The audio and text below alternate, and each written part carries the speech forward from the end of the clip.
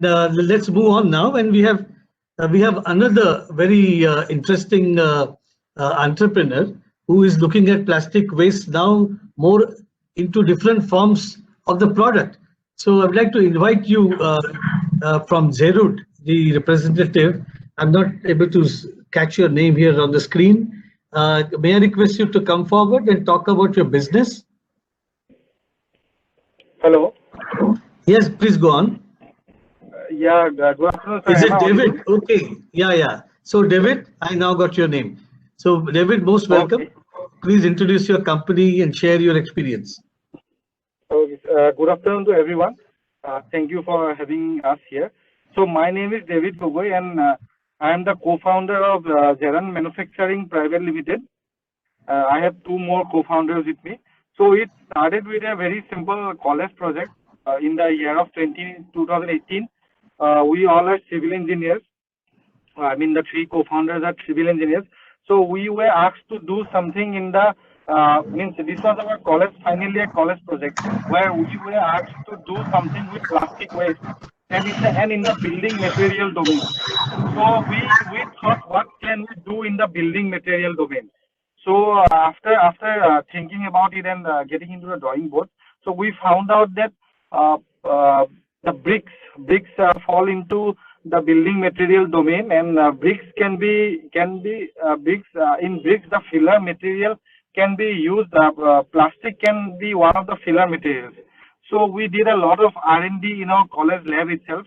Around 15 to 20 trials were done with plastic in different types of ratios, and finally we found out that if we mix plastic with cement, fly ash is also a waste product which comes from the thermal power corporations. So fly ash, cement, plastic, and some organic chemicals. If we mix it all in a certain ratio, then we found out that a block can be made out of it. A lightweight block. The blocks, like it is kind of similar to AAC blocks that are extensively nowadays used in construction industry. So we are now it is a patent pending product of us, and we have been we started our production right after passing out from college in 2018 itself, and since then we have been doing good. So we have had more than 60 to 70% of month-on-month growth in terms of revenue and in terms of production. And recently we even got funded by a big VC firm. So we are increasing our production. In the very beginning, we were in the starting when we started with just 250 bricks on a daily basis, and now with the new unit that we are having, the production will be starting in the month of April or May. So there will be producing around 1.5 lakhs units monthly. So we are selling all the bricks all over Northeast and some part of even West Bengal. So it's mainly being sold in the eastern region of India, Northeast and the eastern region of India. We have been approved by PWD department of the different states here. We have also been approved by Indian Green Building Council. It is a green building product, and now we are even going for BIS and other certifications. So that's in a nutshell. Yeah, thank you so much, David. I'm sure this must be a very exciting journey. Now you're in a very good growth phase. Couple of questions, David, to ask you, because the use of plastic waste in various forms and the construction materials has been something known, and people have attempted it in very different ways and for different types of artifacts. Now, one challenge which always comes in, David, is that we do not have just now the recycled content standard, right? You have functional standard, what the brick should meet. But how much can you really have a recycled content of the plastic? I believe, David, there is no such standard right now. No such standard. Now that is something what I want to talk about, that it's something needed because of, when we talk about the brick metabolism, also the indoor emissions, which could happen because of the various blends that we use. that comes a question.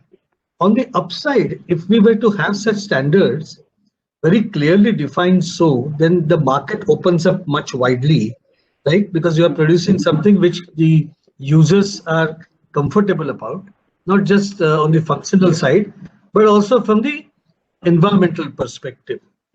And this is where, David, I think people like you who are entrepreneurs and very much in the growth phase, you have to come together to get such guidelines sorted out with the BIS as an example, or CBRIs and the Central Building Research Institute, and arrive at these norms as soon as early as you can. And this is an example to my friends in the audience that you really require a good policy push at a point. One, of course, the pricing issue, that do we give preference to such recycled content bricks, or for that matter, other materials, even furniture is one case. And in that process, how do we take the agenda ahead? Because to some, putting waste into products is just postponing the problem or delaying the extraction of virgin materials as of now. So it's quite a topic for debate and discussions about this overall strategy.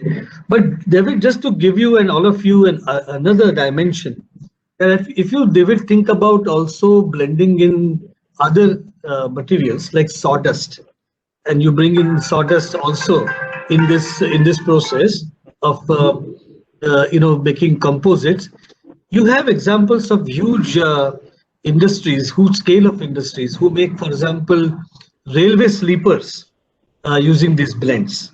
And the scale is huge, but then these countries have come up with the recycled content standards, and there are many such companies in UK, Europe and Australia, where you see the similar route taken, but on a scale.